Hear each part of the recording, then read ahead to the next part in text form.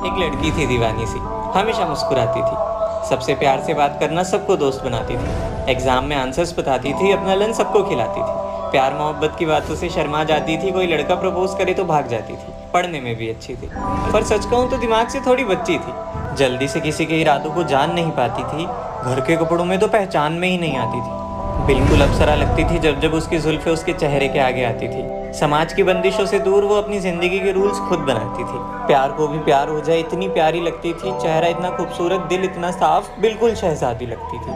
School से घर, घर से ट्यूशन, काफी सपनों को लेकर उड़ान भरना चाहती थी। मिडिल क्लास फैमिली से एक मिसाल बन इस दुनिया में कुछ करना चाहती थी। वो कहते हैं ना कि कितने भी सख्त बन जाओ, ये नजरें किसी की नजरों में खो ही जाती है।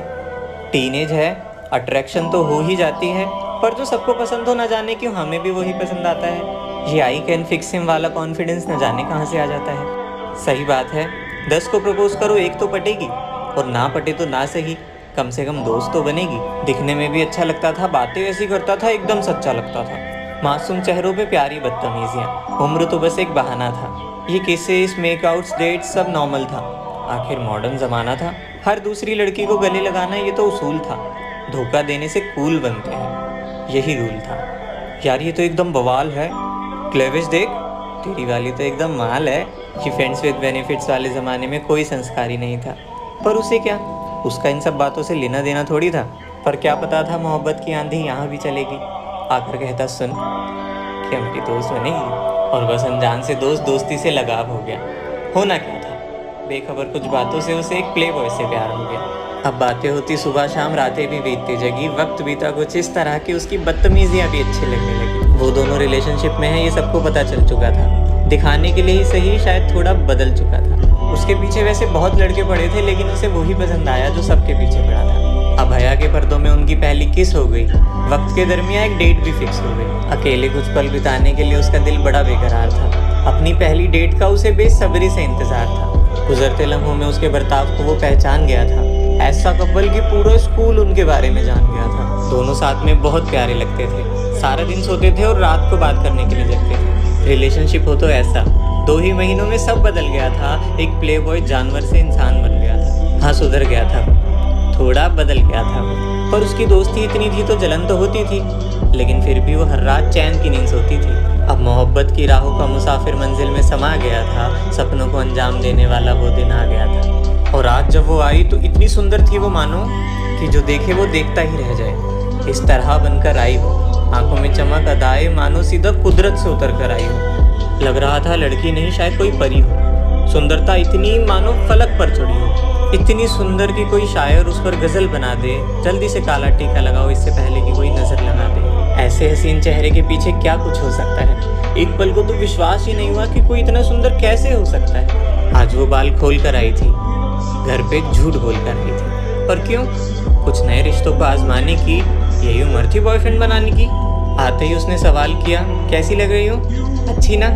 मुझे पता था। अच्छा, 6 बजे तक मुझे वापस आना है, आप बताओ कहाँ जाना है? तू और तेरी रेस्ट्रिक्शंस। याद रख, एक दिन मेरे लिए तुझे छोड़ना पड़ेगा ये मायका।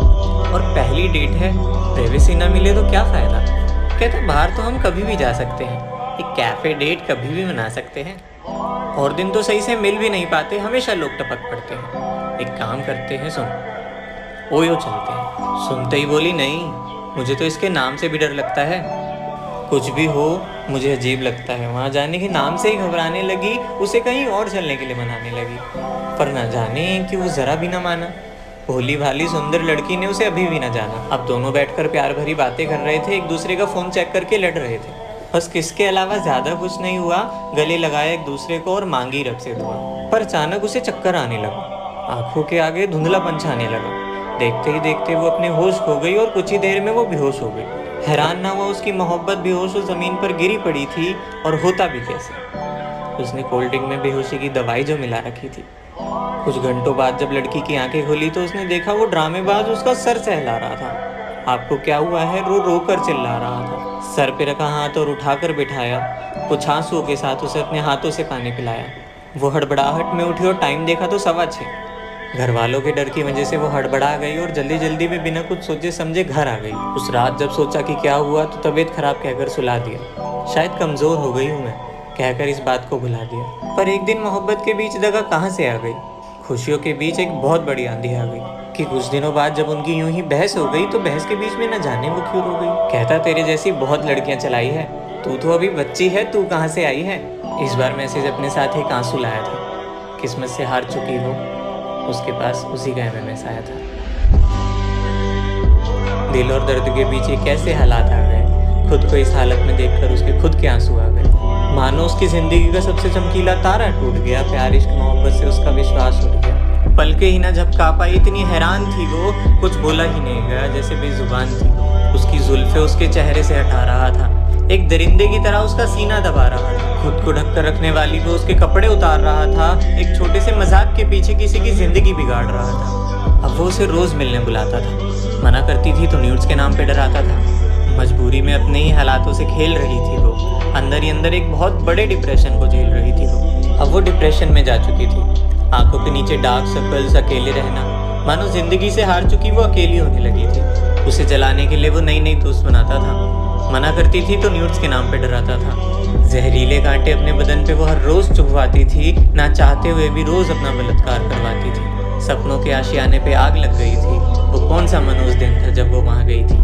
सबने समझाया था पर सबको नजरअंदाज करती रही। धोखा दगा इन सब बातों से अनजान थी, इसीलिए उस पर विश्वास करती रही। अब उसका इश्क बलात्कार में बदल गया था। मोहब्बत से मानो उसका विश्वास उठ गया था। सुंदर सा फूल मुरझा गया था, बाहर उसे दूर सफा का दिन आ गया था। झूठ बोलकर घर पे जबरदस्ती मिलने जाती थी और कोई रास्ता नहीं था, अंदर ही अंदर घुट कर रह जाती थी। हर बात का इल्जाम उसने खुद पे लगाया। और आज कहानी में एक टर्निंग पॉइंट आया कि आज जब वो टेस्ट में फेल हो गई तो उसने सोच लिया अब और नहीं सहना। कर दिया मैसेज, अब मुझे नहीं रहना। मैं क्या सह रही हूँ ये तुम्हें नहीं बता सकती। बहुत हुआ ये रिश्ता, मैं और नहीं निभा सकती। ये दुनिया भुलाकर तुम पे विश्वास किया था, अपनी तरफ से हर वादा पूरा किया था। हमेशा आंसुओं की तस्वीर बनाकर पहनती रही, तू जो जो कहता गया मैं वो करती गई। मोहब्बत में दर्द की तकदीरें बेवजह मिलती है क्या? किसी को सच्चे दिल से चाहने पर ऐसी सजा मिलती है क्या? तुम नहीं जानते मैं किस दर्द को गले लगा रही हूँ। अब नहीं सह सकती, मैं जा रही हूँ। इसी के चलते उनकी काफ़ी बड़ी बहस हो गई और सूजी हुई लाल आंखें लेकर वो रोते रोते सो गई। अब सुबह उठी तो पापा दरवाज़ा खटखटा रहे थे। फ़ोन चेक किया तो दोस्तों के कॉल आ रहे थे। आज की सुबह में बहुत कुछ अजीब था। हर तरफ खामोशी थी, रूठा सा नसीब था। कपड़े पहन रखे थे, फिर भी अपने हाथों से अपना बदन छिपा रही थी। आईने के आगे खड़ी होकर लगातार आंसू बहा रही थी। मानो उसकी ज़िंदगी का सबसे चमकीला तारा टूट गया। प्यार इश्क मोहब्बत से उसका विश्वास उठ गया। ये तूफान कैसा जो एक ज़िंदगी तबाह कर दी थी। गुस्से में आकर उस लड़के ने कुछ फ़ोटोज़ पोस्ट कर दी थी। उसने ऐसा क्यों किया कोई तो बता दे। आधे घंटे तक तो वो कोशिश ही करती रही कि किसी न किसी तरह इसे मिटा दे।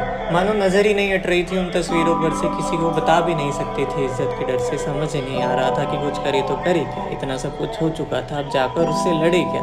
पढ़कर इंसान शर्मा जाए, ऐसी ऐसी बातें लिखी थी वहाँ। मन किया ऐसी जगह चली जाए, कोई नहीं हो जहाँ। काफ़ी देर तक जब वो बाहर ना आई तो घर वालों ने उसे पुकारना शुरू किया। कोई जवाब ना मिला तो दरवाजे पे मारना शुरू किया। दूसरी चाबी से जब दरवाज़ा खोला तो सबकी आंखें फट रखी थी। पंखे पे एक नन्ही सी जान फांसी पे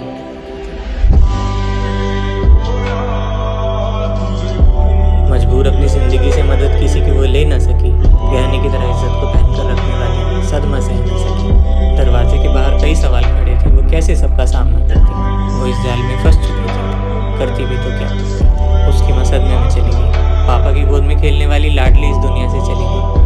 बस एक बार उठ जा, बस एक बार उसके भाई पुकार रहे थे। उसके दोस्त उसे रो रो कर निहार रहे थे। एक ही रात में सब खराब हो गए। सिर्फ हवस और एक मजाक की वजह से कितना कुछ बर्बाद हो गया।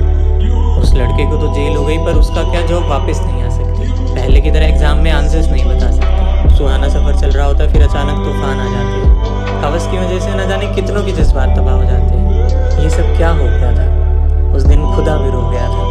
इससे कुछ लोगों की लालसा तो मिट जाती है, पर औरों के लिए जीना नर्क होता है। मुश्किल है समझना, लेकिन हाथ पकड़ने में और हाथ थामने में बहुत फर्क होता है। पहले खुद ही हजारों वादे करवाते हैं, कमर पकड़ते पकड़ते वो बुरा के हुक तक पहुंच जाते हैं। धीरे धीरे करके अपनी सारी बातें मनवाते हैं और फिर जिनको समझते हैं चमत्कार वो बलात्कार कर जाते हैं। आँख बंद करके किसी पे विश्वास मत करना और अपने मजाक और हवस की वजह से किसी की ज़िंदगी बर्बाद मत करना।